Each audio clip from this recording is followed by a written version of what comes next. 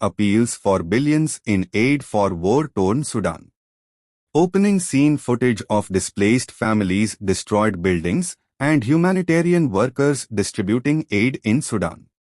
Anchor voiceover: The United Nations has issued an urgent appeal for $6 billion to provide life-saving aid to Sudan, a country grappling with a humanitarian crisis of shocking proportions. The call comes as millions of Sudanese face famine, displacement, and violence amid an ongoing civil war.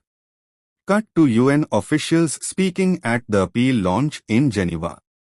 Anchor voiceover: in a joint appeal, the UN's humanitarian agency OCHA and refugee agency UNHCR announced plans to assist nearly 1 million people in Sudan this year. The crisis has escalated since April, when a brutal conflict erupted between Sudan's army chief Abdul Fattah al-Burhan and his former deputy Mohamed Hamdan Daglo. WHO leads the paramilitary rapid support forces.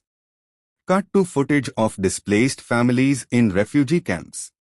Anchor voiceover: the conflict has displaced millions of people, including many. WHO have fled the country. Meanwhile, nearly two-thirds of Sudan's population, approximately millions of people, are in desperate need of emergency aid. Large parts of the country are now facing famine conditions, with food insecurity affecting over half of the population.